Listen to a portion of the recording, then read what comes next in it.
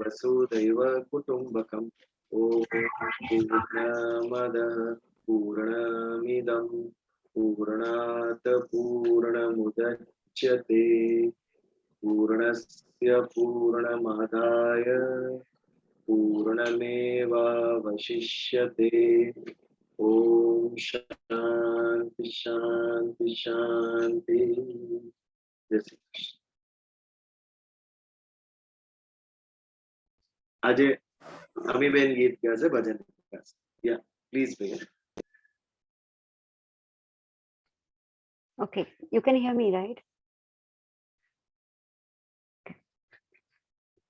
My voice is not great like Pavna Ben and Neeta Ben, so please pardon me. But I like this simple bhajan, so I'll sing that. Sadguru Paramatma हमको तू ले चल वहाँ, तेरी शरण हो, तेरी लगन हो, ना हो कोई कामना। सद्गुरु परमात्मा भूले कभी हम राह दिवाकर, यादें करे हम तेरे वचन। तन मन धन सब तुझको समर्पित, अब तेरा है ये जीवन, अब तेरा है ये जीवन। अंतर में तू ही बसा, तुझसे ही मेरा जहां, तुझको ही ध्याऊं, शीश झुकाऊं, चरणों में रखना सदा। सद्गुरु परमात्मा अज्ञान अंधेरा मिट जाए गुरुवर, वो रोशनी तुम देना हमें। बिखरे कभी ना साथ रहे हम, संयम पथ पर चलते रहे, संयम पथ पर चलते रहे। जाने हम क्या है धर्म, अच्छे हो हमारे करम। सेवा में अर्पण हो मेरा जीवन, है बस यही प्रार्थना। सद्गुरु परमात्मा हमको तू ले चल वहाँ, तेरी शरण हो, तेरी लगन हो, ना हो कोई कामना। सद्गुरु परमात्मा। Very nice, beautiful, sweet bhajan, meaningful, very meaningful. Yeah. आप अमेरिका से भी नियमित है, ये बड़ी बात है। वहां से भी regularly you are attending, that's great.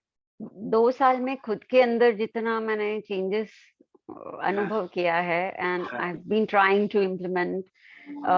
आई जब मिस हो जाता है तो लगता है काफी कुछ मिस हो गया। Very nice. बट हमें एक संकल्प लेना चाहिए कि जो ये वसुदैव कुटुंबकम है, जो यहाँ पर सत्संग में जो आता है वो ही भजन गाए।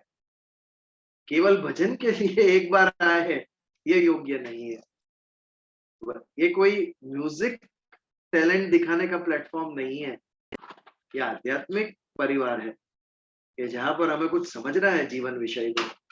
तो यदि आपके लिए उसके लिए महत्व नहीं है, भगवान आपकी प्रायोरिटी नहीं है, ज्ञान आपकी प्रायोरिटी नहीं है, तो केवल आप म्यूजिक के लिए अगर इसको प्लेटफॉर्म बनाए, ये योग्य नहीं है। तो जो हमारे, ऐसा जरूरी नहीं है कि हर एक मंगलवार कोई उपस्थित हो, लेकिन 6-6 महीना 8-8 महीना से कोई दिखाई नहीं और भजन गाने यदि आ जाए तो ये योग्य नहीं है। भगवान कृष्ण का अपमान होगा। भगवान कृष्ण से ज्यादा उन्हें अपनी टैलेंट दिखाने का शौक। तो हमें एक संकल्प करना चाहिए कि जो नॉट एवरी टाइम बट जो आते हैं हमारे साथ बैठते हैं, हमें समझते हैं, ज्ञान समझते हैं, उनके लिए ही ये भजन होना चाहिए। तो ये संकल्प हमें करना चाहिए भजन कौन गाएगा? जो आते हैं, परिवार का हिस्सा है, जैसे भगवान के ऊपर श्रद्धा है और नियमित सुनते हैं उन्हें, उनके लिए ये होना चाहिए। तो आगे बढ़े, कर्मयोग पर हम विचार कर रहे हैं, अध्याय 3 श्रीमद् भगवत गीता। बहुत ही सुंदर श्लोक पिछली बार देखा हमने। तत्ववित्तु महाबाहो गुण कर्म विभागयो गुणा गुणेषु वर्तन्त इति मत्वा न सज्जते। बहुत ही इंपॉर्टेंट पद है ये, गुणा गुणेषु वर्तन्त। व्यक्ति का अभिमान निकल जाता है इससे, ना ही कोई ग्लानि मन के अंदर रहती है। यदि हम कुछ अच्छा कर्म करें तो हमारे अंदर अभिमान का भाव नहीं आएगा, ये मैंने नहीं किया। प्रकृति के गुण की जो असर है मेरे मन बुद्धि पर, मेरे शरीर पर, उसके द्वारा ये हुआ है। अच्छा होने का भाव कहां से आया? कोई अच्छा विचार, किसी की वृत्ति सात्विक है, कहां से आई? वो प्रकृति से प्राप्त हुई। तो उसकी प्रेरणा से जो अच्छा कार्य हुआ, उसका अभिमान मैं नहीं कर सकता। मैं प्रकृति के गुण के अंडर हूं, वश में हूं, और गुण ही गुण में बरत रहे। गुणा गुणेषु वर्तन्त। वैसे ही कुछ गलत हो जाए मुझसे तो भी ग्लानि नहीं होनी चाहिए, बट भगवान ने विवेक बुद्धि दी है तो उसका सदुपयोग करना चाहिए। यदि मुझसे कुछ गलत हुआ तो मैं जागरूकता पूर्ण ध्यान रखूंगा कि दूसरी बार मुझसे ये ना हो। ये होना आवश्यक है, क्योंकि हमें भगवान ने बुद्धि दी है, उसका सदुपयोग होना चाहिए। तो तत्ववित्तु महाभाव गुण कर्म विभाग, प्रकृति के गुण है और कर्म है। कर्म हम क्या करते हैं? जो हमारे गुण है वही हमारा कर्म है। पक्षी को उड़ने का गुण दिया है भगवान ने, तो पक्षी का कर्म है कि उड़ते ही रहते हैं वो। बादल को बरसने का गुण दिया है, तो यही उसका कर्म है कि बरसे। यदि बादल ना बरसे तो उसका जीवन सार्थक ना हो कहलाएगा। आज दिए का गुण है कि वो प्रकाश थे, और यदि वो प्रकाशित नहीं होता है तो निरर्थक गया उस दिए का जीवन। वैसे मनुष्य के कुछ गुण है, इस गुण के आधार पर हमने कर्म नहीं किया तो हमारा जीवन भी सार्थक नहीं कहलाएगा, निरर्थक हो जाएगा। सबसे अच्छी भेंट भगवान ने मनुष्य को दिया, सत्य गुण। सत्य यानी ईश्वर। भगवान ने कहा मेरा चिंतन कर और मेरे गुण तेरे अंदर आ जाएंगे। हम जिसका चिंतन करेंगे वैसे ही बनेंगे। अनुभव करो आप, जो मन में बनना सोचोगे, जो चीज आप आकृष्ट करती है आपको, जिस चीज का महत्व है आपको, वही आप बनना चाहोगे अनकॉन्शियसली। हमें ईश्वर से एक रूप होना चाहिए। सत्य संग, ईश्वर का संग करेंगे तो ईश्वर के जो सद्गुण है अनायास हमारे को प्राप्त हो जाएंगे।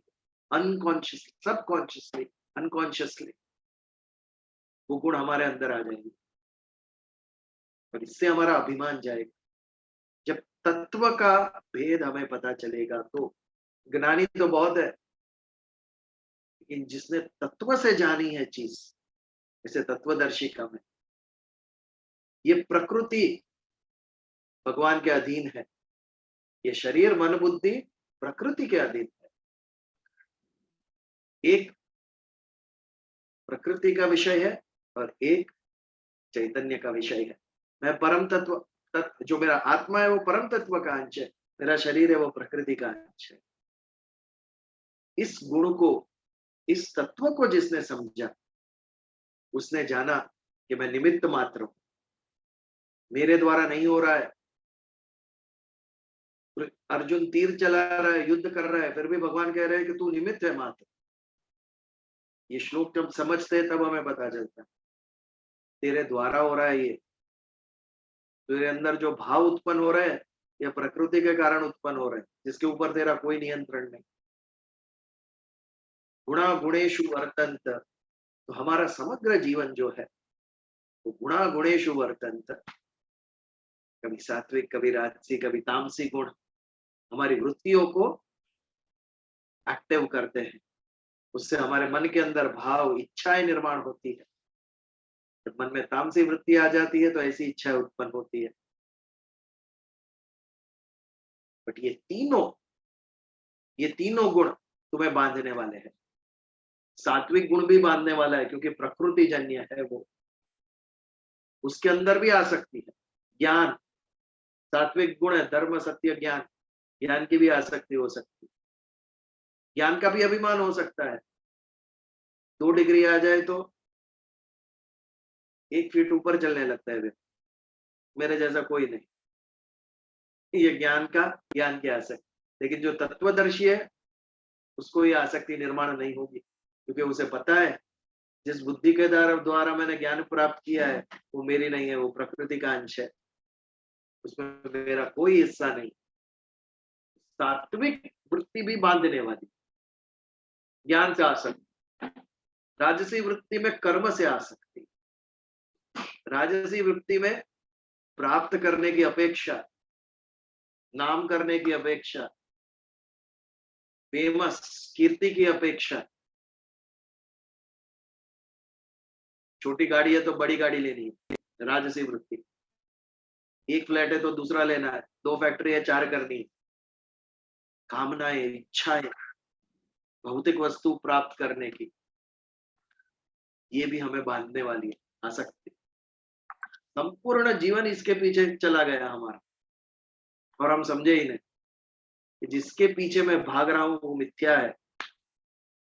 अंत में सभी नाश होने वाला है और अंत में सभी छोड़ने का है। ये यहाँ पर ही जीवन के जो साधन थे उसको मैंने जीवन का ध्येय बना दिया। इसके लिए कोई संपूर्ण सुखी नहीं है। सब कुछ होते हुए भी मनुष्य दुखी है, तत्व से ही नहीं देख रहा है वो उसको, जो मूल स्वरूप है उसको ही नहीं समझ रहा है वो। कितना भी भागो उसके पीछे, अंत में वो दुख देगी, क्योंकि वो प्राकृतिक गुण से बंधा हुआ है। कर्म में आसक्ति राजसी गुण, और सबसे खतरनाक आलस्य, लेजीनेस, वो भी हमें आसक्ति है। उससे बड़ी तो आसक्ति है ही नहीं। हमारा बस चले तो पूरा दिन एसी कमरे के बाहर ही नहीं आएंगे। अब तो सब कुछ मोबाइल पे, दवाई मोबाइल पे, वेजिटेबल्स मोबाइल पे, कपड़े मोबाइल पे, अमेज़न से सब कुछ आ रहा है। कपड़े धोने के लिए मशीन, डिश वॉशर है, माइक्रोवेव है, मिक्सर, जूसर, सब कुछ है। आलस्य से आसक्ति, काम करने की आदत छूट गई, ये भी एक आसक्ति है। अब नहीं होता है। एक दिन भाई छुट्टी ले तो रोना आ जाता है, देख रहा हूँ सबको। घर का टेम्परेचर बढ़ जाता है, ठंडी में भी 38 डिग्री हो जाता है यदि भाई छुट्टी ले तो। आलस्य से आसक्ति, तामसी वृत्ति है ये। समझते हैं सब कुछ हम, लेकिन छूटता नहीं है, ये होता नहीं है। आगे एक बहुत बढ़िया श्लोक आएगा इसके लिए कि हम समझते हैं, we know still we can't do it. पता है ये गलत है फिर भी छूटता नहीं है ये। बहुत सुंदर श्लोक है। जैसे अग्नि को धुएं ने ढक के रखा है, जैसे दर्पण को मैल ने ढक के रखा है, वैसे ही हमारी बुद्धि के ऊपर अज्ञान का आवरण है। पता होते हुए भी यह आवरण हमें करने नहीं देता है। तो ये तीनों गुण बांधने वाले हैं। आवश्यकता है गुणातीत होने की, ये तीनों गुणों से ऊपर उठने की है। यानी जो कुछ भी प्राकृत है, सांसारिक है, सृष्टि से उत्पन्न हुआ है, उससे ऊपर उठने की। ये मैं कुछ भी नहीं हूं, मैं परम चैतन्य हूं, परम तत्व का अंश। ये समझ जिसमें आ गई वो तत्ववित्त, वित्त यानी जानना, जिसने तत्व को जाना वो तत्ववित्तु महाबाहो, अर्जुन यानी महाबाहो, गुण कर्म विभागयो। जिसने तत्व से जाना उसे पता चल गया एक गुण विभाग है, एक कर्म विभाग है। जैसी वृत्ति वैसी इच्छा वैसे कर्म, ये सब प्राकृतिक है। मेरा उससे कोई लेना देना नहीं। मैं अकर्ता हूं, मैं आत्मा हूं, अविनाशी, अकर्ता, अलिप्त, अभोक्ता, ये आत्मा के गुण। शरीर को जो करना है करे, मेरा कोई लेना देना नहीं है उससे। ये क्यों कह रहे हैं भगवान अर्जुन को? अर्जुन युद्ध करने से मना कर रहा है। भगवान कह रहे हैं प्रकृति से प्राप्त शरीर तेरा युद्ध करेगा, वो तेरे आत्मा को स्पर्श नहीं करेगा। इस युद्ध का तू निमित्त मात्र है। इसके लिए तुझे जो प्राप्त हुई है परिस्थिति, उसमें तेरा कर्म कर केवल। गुणा गुणेषु वर्तन्त, जिसमें तेरा जो आत्मा है, जो तू है, उसका कोई रोल नहीं है। इति मत्वा न सज्जते, ये जो जान गया वो बंधन में पड़ेगा नहीं। जब तक हम जुड़े हुए हैं इच्छाओं से, कर्म से, क्रिया से, फल से, तब तक कर्म बांधने वाला है। यानी ये सबसे मुक्त हो गए जब समझ आ गई मैं आत्मा हूं, मैं शरीर नहीं, ये सृष्टि से प्राप्त है और इससे मेरा कोई संबंध नहीं। तो होता कैसे है? गुणा गुणेषु वर्तन्त। बहुत सुंदर ये पद है, विचार होना चाहिए उस पर कि गुणों के द्वारा ही ये सब हो रहा है। जो भी कर्म हो रहा है वो गुणों के द्वारा हो रहा है। तो ये था हमारा 28वां श्लोक। इससे आगे बढ़ते हैं 29 श्लोक के ऊपर।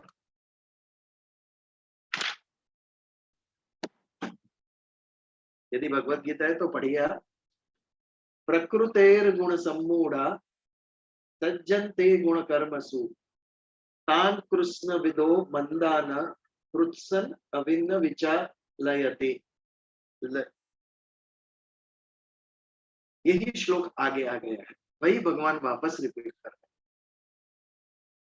ये जो प्रकृति के गुणों से बधा हुआ है उसको मूढ़ कहा गया। मूढ़ यानी अज्ञानी, इसको सात्विक, राजसी, तामसी गुणों की समझ नहीं है। उसके असर के नीचे जो जीता रहता है जिंदगी, सभी प्राणी, पशु, पक्षी इन गुणों के नीचे जीवन जीता है। मनुष्य भी वैसे ही जी रहा है। ऐसा जो व्यक्ति है उसे मूढ़ कहा गया है। बट ये व्यक्ति पापी नहीं है, दुराचारी नहीं है, दुर्जन नहीं है, केवल अज्ञानी है, उसे पता नहीं है। स्वयं के लिए कुछ अच्छा सोचना, अच्छा खाना, अच्छा पीना, अच्छे कपड़े पहनना, ये पाप नहीं है, लेकिन ये अज्ञान है कि हम जिसके पीछे दौड़ रहे हैं वो जीवन का ध्येय नहीं है, साधन मात्र है।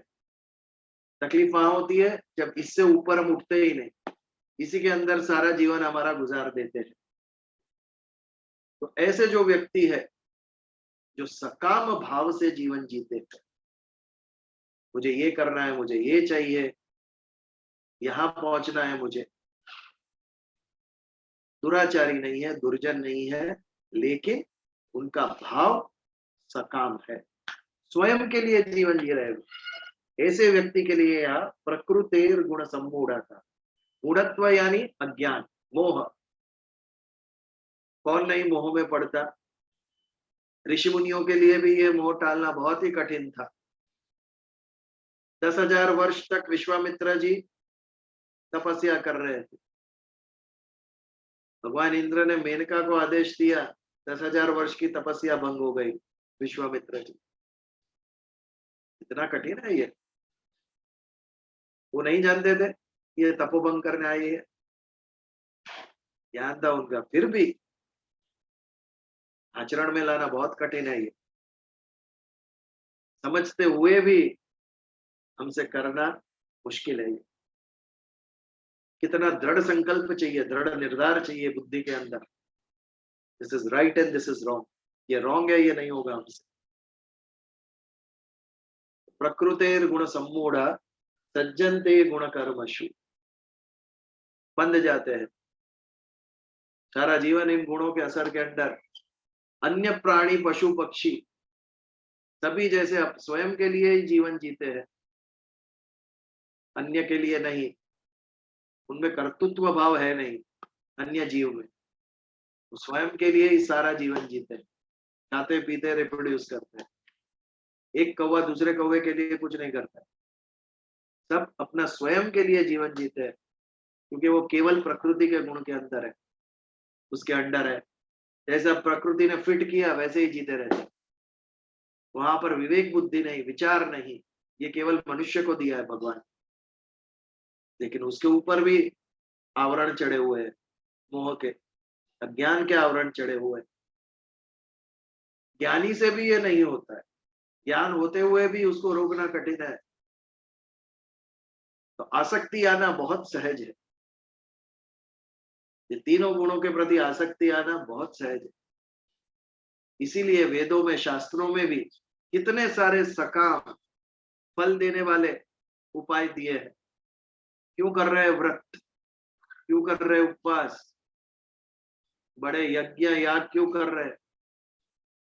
उसके पीछे कुछ ना कुछ भौतिक लाभ, आकांक्षाएं, मंशाएं पूर्ण करने के लिए हम ये व्रत, उपवास ये सब करते हैं। वेदों में ही बताया गया है। इस जीवन को अच्छा करने के लिए ये फल भोगवा। लेकिन एट द सेम टाइम जो आध्यात्मिक एस्पेक्ट है वेद का, उन्होंने हमें समझाया कि जीवन को अच्छा करने के लिए आप ये करो, लेकिन ये अंतिम नहीं है। अंतिम क्या है? मनुष्य जन्म क्यों मिला है? मोक्ष प्राप्ति के लिए। आप कौन है ये समझने के लिए, मैं कौन हूं, ये विश्व क्या है, ईश्वर क्या है, ये तीन चीज समझनी होती है फिलॉसफी में। हु एम आई, सृष्टि क्या है और ईश्वर क्या है, ये तीन तत्व है, इसके अलावा कुछ भी नहीं।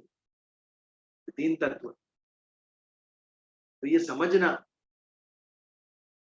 ये हमारा ध्येय है। अपने आप को समझना, नित्य योग जो है उसका दर्शन करना, ये हमारा ध्येय है मनुष्य, और किसी में ये संभावना नहीं है। तो इसके प्रति हमारी श्रद्धा हो, हमारा कर्म हो, ये हमारा मनुष्य जीवन सार्थक करेगा। लेकिन सकाम भाव से जो हम अच्छे कर्म कर रहे हैं वो गलत नहीं है, लेकिन हमारा जीवन का परम ध्येय भी नहीं। यदि हम उधर ही अटक गए तो निष्फल जाएगा ये हमारा जीवन। इसके लिए प्रकृतेर गुण सम्मूढ़ा सज्जनते गुण कर्मशु, सत्व रज तम, ये जो तीन गुण है उसे बद जाते हैं सामान्य लोग, जो प्रकृति के गुणों से मोहित हो चुके हैं। तान कृत्सन अविदो मंदान, मंद बुद्धि का भगवान ने, श्रेष्ठ बुद्धि नहीं है ये। आर्थिक प्रगति कितनी भी कर ले, वैज्ञानिक प्रगति कितनी भी कर ले, टेक्नोलॉजिकल प्रगति कितनी भी कर ले, लेकिन स्वयं को जब तक नहीं जानता और ईश्वर को जब तक नहीं जानता है, आध्यात्मिक दृष्टि से वो मंद बुद्धि है। तान अकृत्सन विदो, मंद बुद्धि, जो पूर्णतया समझने वाला नहीं, उनका ज्ञान है लेकिन अधूरा ज्ञान। कृत्सन विन विचालयेत, जो ज्ञानी है, जो समझने वाला है, उसको विचलित ना करे। आगे के श्लोक में भी हमने देखा कि किसी को ये नहीं कहना है कि आप अज्ञानी हैं, आप जो कर रहे हैं गलत है, कभी नहीं। नेगेटिव रिएक्शन आएगा उसका, कभी बात समझेंगे नहीं।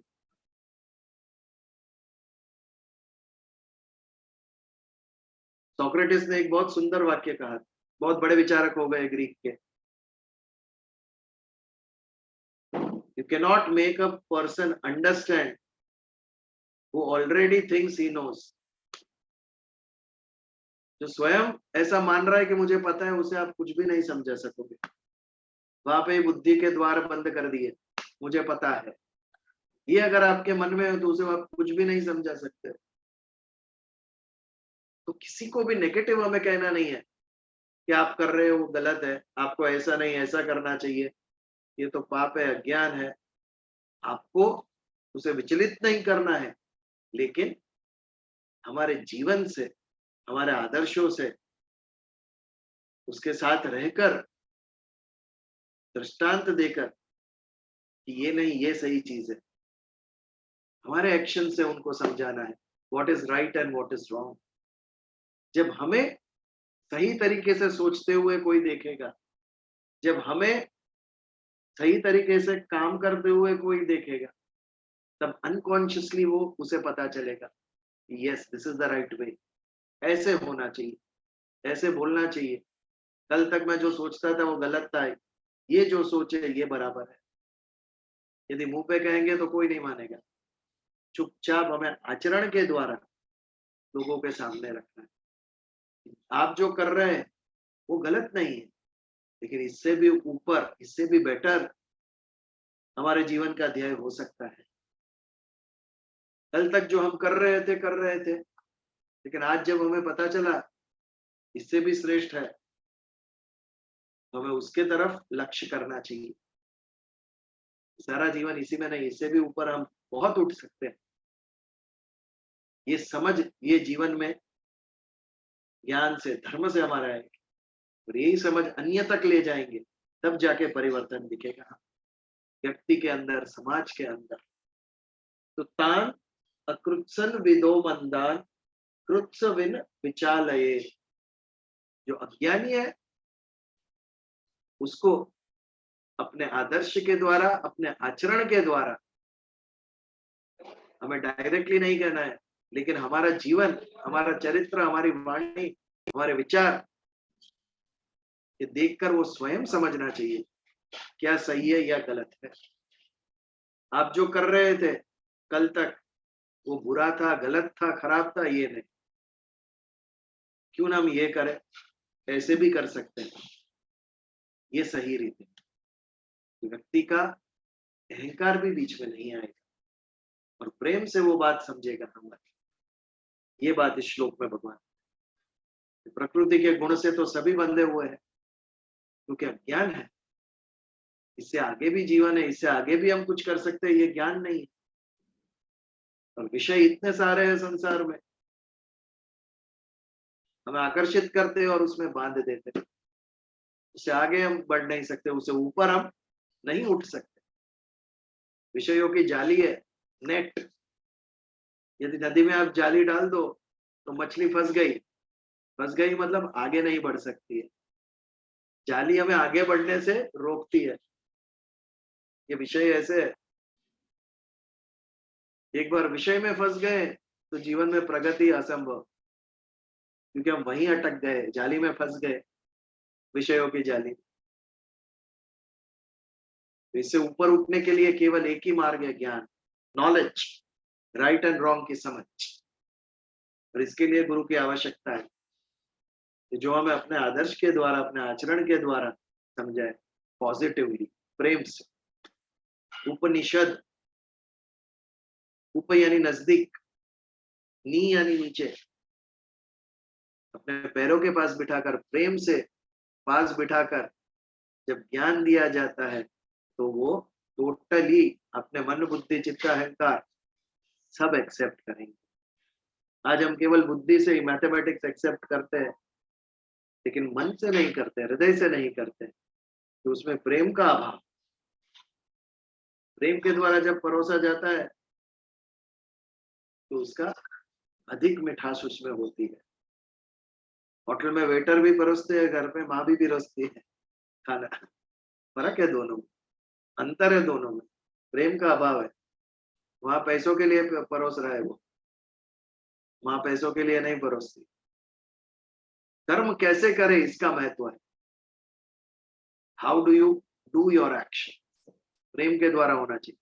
किसी को ज्ञान दो तो भी प्रेम से होना चाहिए, तब जाके उसके, उसका फल पॉजिटिव मिलेगा, पॉजिटिव रिएक्शन आएगा सामने व्यक्ति के ऊपर। तो प्रकृतिर गुण सम्मूढ़ सज्जनते गुण कर्मशु तान कृत अनविदो बंदान कृत्सन विन विचालये। उसको विचलित नहीं करना है, वो आधा ज्ञान है। जो सकाम कर्म कर रहे हैं फल के लिए, कुछ पाने के लिए, ये आधा ज्ञान है।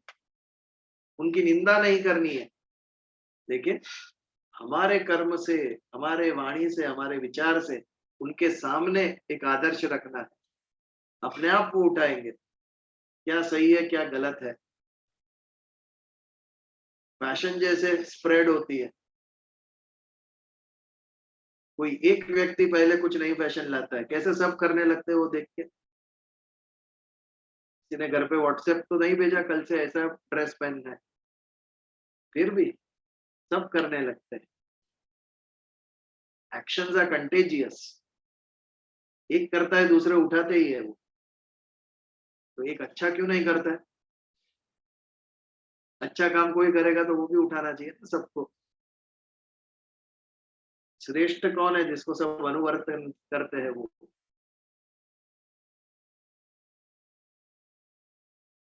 आगे श्लोक में आएगा। गुण और कर्म से जो बंध गए हैं वो मूढ़ व्यक्ति है, उन्हें तत्व से पता नहीं है कि ये 3 गुण के असर के नीचे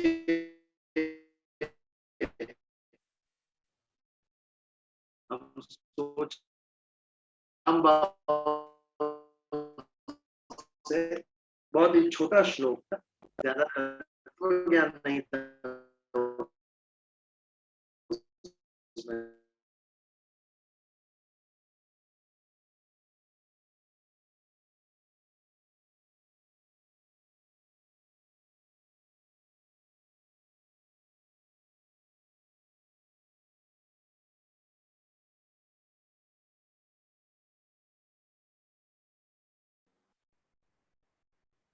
can you here now? Okay, 29 श्लोक का हम यहाँ पर समापन करते हैं।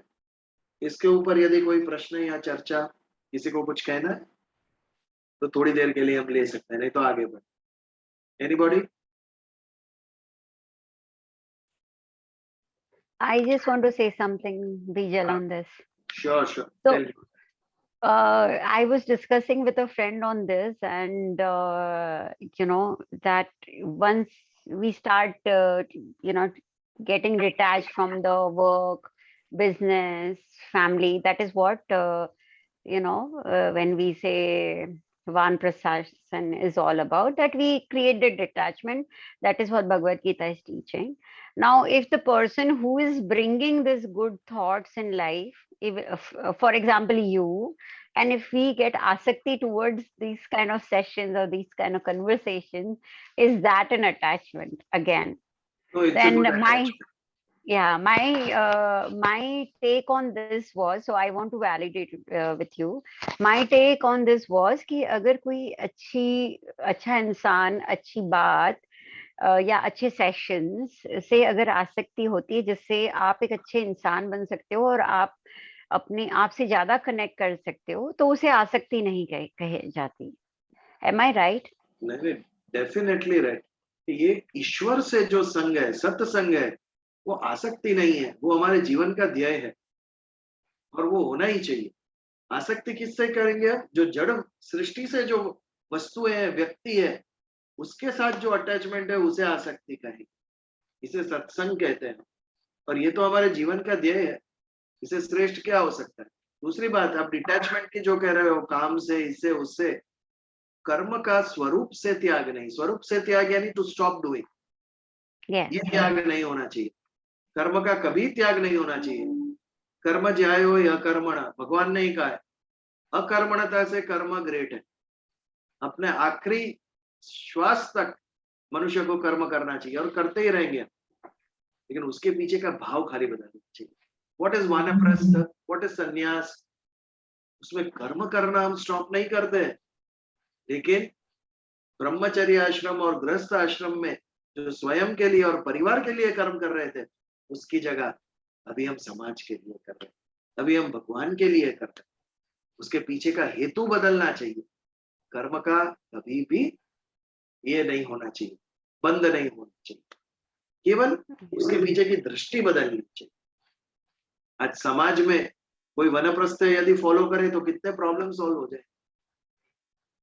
जो 60 साल 70 साल के डॉक्टर्स है, वो 2 दिन भी फ्री में दवाई दे तो, जो लॉयर्स है फ्री में केस करे तो, टीचर्स है फ्री में पढ़ाए तो, कितने सारे प्रॉब्लम सॉल्व हो जाएंगे और कितनी सुंदर सृष्टि रचना, समाज व्यवस्था हमारे यहाँ थी। Everybody was taken care. So basically, हाँ, sorry. So basically, ऐसा नहीं है कि business ना करो just because you बिल्कुल are नहीं। of certain age. It's basically that madness towards that, या जो बावलापन करते हैं हम लोग कि भाई बिजनेस में इससे और बढ़ाते जाना है, या मेरे को फैमिली के लिए इतना कुछ करना है कि मैं अपने बारे में सोचूं नहीं. That is the kind of bhavna should be eliminated from life. And it doesn't mean that if somebody is giving you good knowledge, आप उनसे भी डिटैच हो कि भाई अकेले कहीं मेडिटेट करो. That is not what detachment is all about. And I और thought I'll just validate जो हम बात कर रहे थे. I think Ishita wants to भगवान say something. भगवान तो कह रहे हैं कि कर्म कर, लड़ाई कर Hmm. तू, कर्म Right. छोड़ने की तो बात ही नहीं आती है भगवत गीता के अंदर, लेकिन उसके पीछे बिल्कुल. का भाव बदलने की आती है। बिजनेस कल मेरे लिए कर रहा था, आज बिजनेस तो करूंगा ही, लेकिन दृष्टि जो है वो केवल मेरे लिए नहीं, सारे समाज को उससे मैं फायदा दिलाऊं। एक मिनट इशिता, एक बहुत सुंदर बात आई थी टाटा ग्रुप की, शायद जीआरडी टाटा, उनको किसी ने आके कहा कि उनकी फैमिली से कि मुझे चैरिटी करना है, तब उन्होंने कहा चैरिटी मत करो, एक नया प्लांट डालो।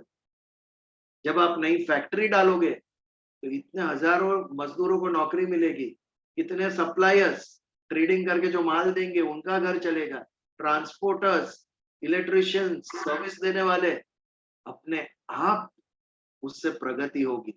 ये बिजनेस के पीछे खाली मैं कमाने के लिए कर रहा हूँ वो भाव निकाल दो, it will sustain so many families. ये कर्म योग है, कर्म का त्याग नहीं, उसके पीछे के भाव बदली होना चाहिए हमारा, स्वयं के लिए नहीं, समाज के लिए। व्यापक होना, संन्यास, सारे विश्व के प्रति अभी मेरी जिम्मेदारी है, केवल मेरे घर के प्रति नहीं। I will strive for the whole humanity, ये संन्यास है। कल तक मैं बंधा हुआ था, मैं और मेरा परिवार, आज I am free, I am working for the whole mankind, ये संन्यास है। यह इशिता, आप कुछ कह रहे थे?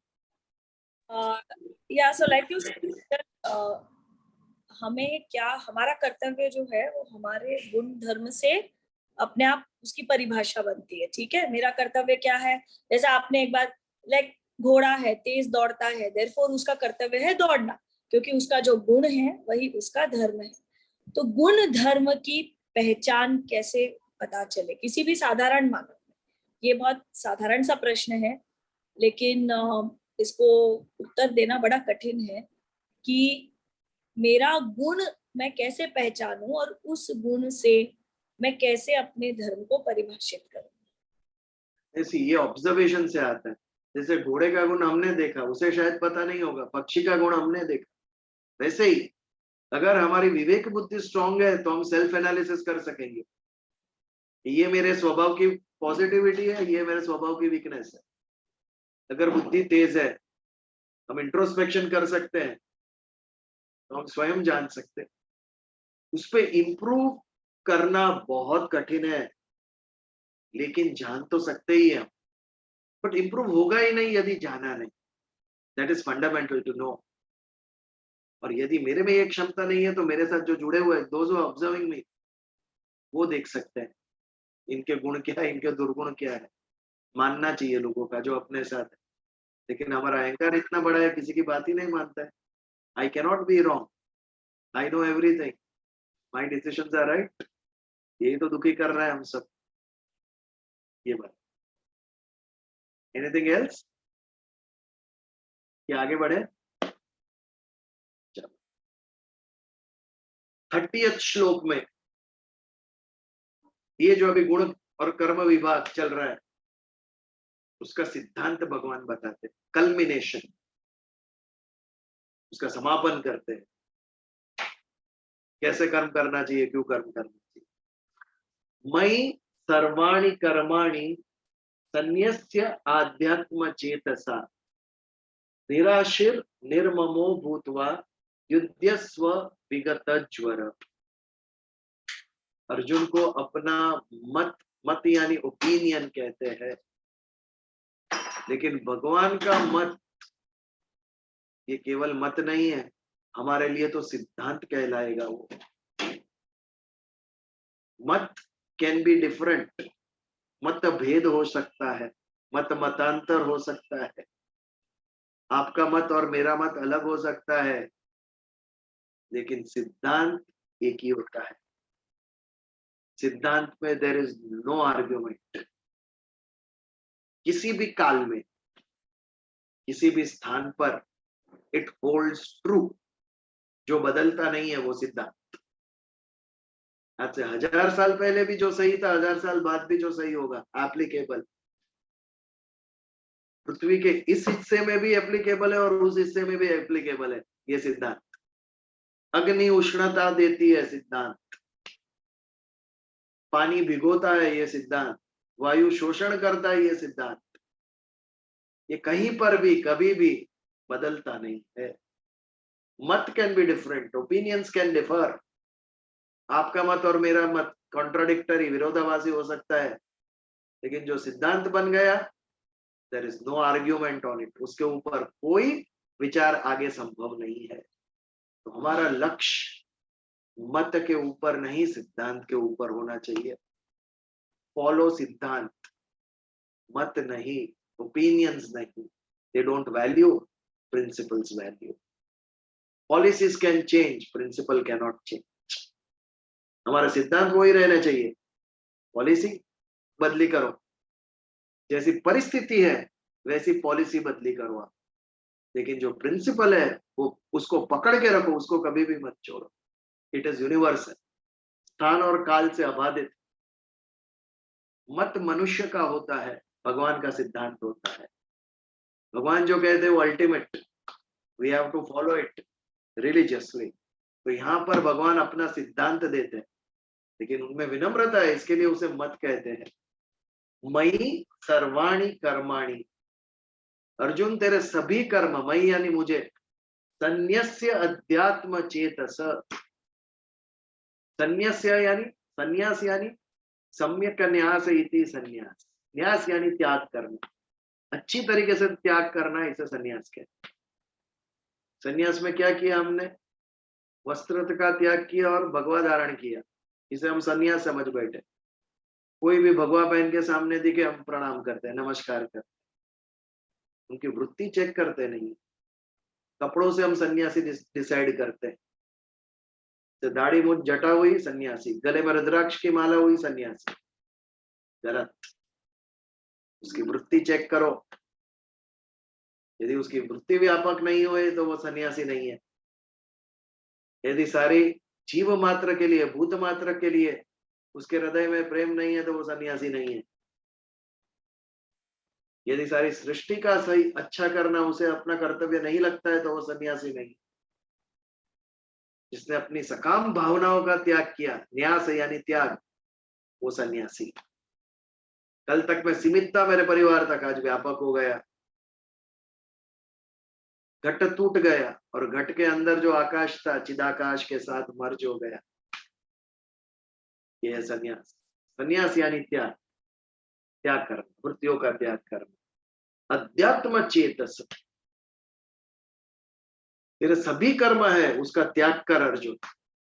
और अध्यात्म चेतस, चेतस यानी मन, आध्यात्मिकता से चिंतन कर, भौतिकता से नहीं।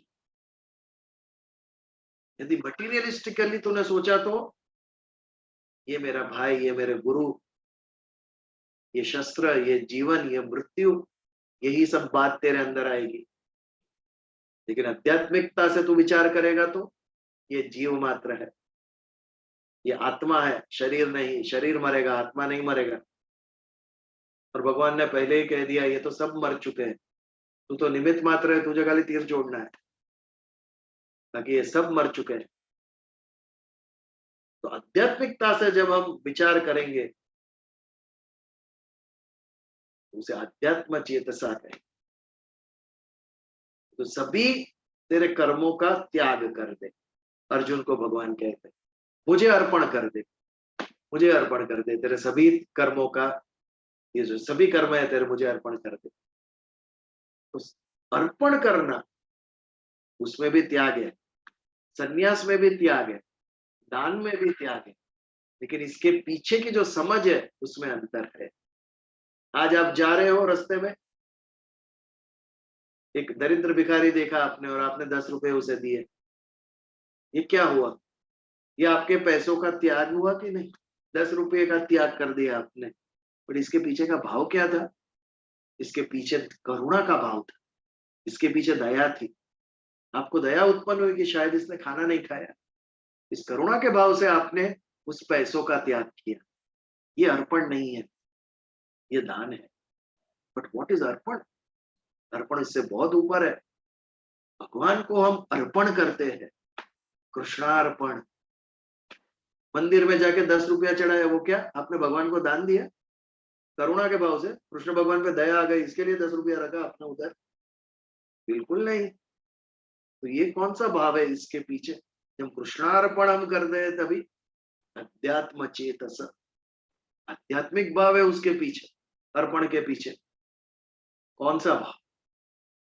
मैं प्रकृति से उत्पन्न हुआ शरीर हूं और प्रकृति ईश्वर के अधीन है। ये त्रिगुणात्मक प्रकृति जो है वो भगवान के अधीन है। भगवान ने क्रिएट किया है इस प्रकृति को। तो ये जो प्रकृति से मुझे उत्पन्न हुआ, कोई भी पदार्थ, कोई भी वस्तु, गाड़ी, मोटर, बंगला, जो भी आप बोलो, सब तुम्हें प्रकृति से उत्पन्न हुआ है। मनुष्य खुद लेके नहीं आया इसमें से कुछ भी। सभी पदार्थ पृथ्वी से उत्पन्न हुए हैं। तो प्रकृति से उत्पन्न हुआ जो भी पदार्थ है वो, और मेरा ये शरीर, मेरे करण यानी इंद्रिय, काम करने के लिए शरीर भी चाहिए और इंद्रिय भी चाहिए। ज्ञानेन्द्रिय, कर्मेंद्रिय के द्वारा शरीर काम करता है। तो ये जो शरीर से मैंने काम किया, मन के अंदर जो इच्छा उत्पन्न हुई, बुद्धि ने जो निर्णय लिया, और पृथ्वी से जो पदार्थ मुझे उत्पन्न हुए, ये सभी भगवान आपके हैं, मेरे नहीं है। मैं तो आत्मा मात्र हूं और आत्मा को इससे कुछ भी लेना देना नहीं है। ये कहा मैं हूं? ये तो प्रकृति है और प्रकृति आपके अधीन है। ये भाव जब हमारे अंदर स्थिर होता है कि यहाँ पर जो भी मैंने पाया उसमें मेरा अधिकार नहीं, भगवान आपका है, क्योंकि मैं भी प्रकृति हूं, ये जो प्राप्त हुआ है वो सब भी प्रकृति, और प्रकृति आपके अधीन है। तो ये जो आपका है, आपके चरणों में मैं उसका त्याग करता हूं, ये अर्पण। इसके ऊपर मेरा अधिकार नहीं है, भगवान आपका अधिकार है। ये भाव से जब हम त्याग करते हैं तब उसे अर्पण कहते हैं। आप देखिए सिद्धि विनायक में, शिरडी में, तिरुपति में लोग सोने के, हीरे के जवाहरात चढ़ाते हैं। या भगवान को आवश्यकता है इसके लिए चढ़ाते हैं वो? तिरुपति, तिरु यानी श्री, लक्ष्मी, जो स्वयं महालक्ष्मी के पति है, उन्हें आपके हीरे और जवाहरात की क्या जरूरत है? बिल्कुल नहीं। तो क्या भाव से हम चढ़ाते हैं? इसके पीछे भाव क्या होना चाहिए? ये बार्गेनिंग नहीं है। आज 1 लाख का हार चढ़ा है तो आप 10 लाख करके दोगे वापस, ये भाव से नहीं देना है। उसके पीछे कौन सा भाव होना चाहिए?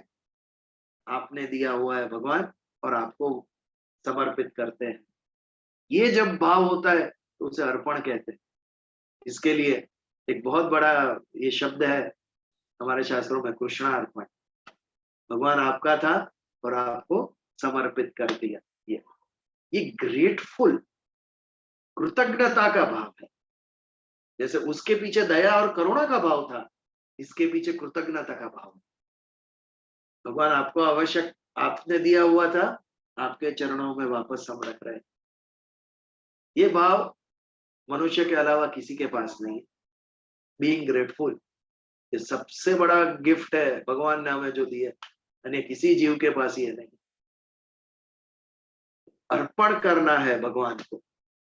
अध्यात्म चेतस, जब चिंतन करेंगे, चेतस यानी मन, चित्त, आध्यात्मिकता से हम जब देखेंगे तब हमें दिखाई देगा कि भगवान मैं नहीं, वासुदेव सर्वम, सब जगह तू ही है और तेरे ही कारण ये मुझे प्राप्त हुआ है।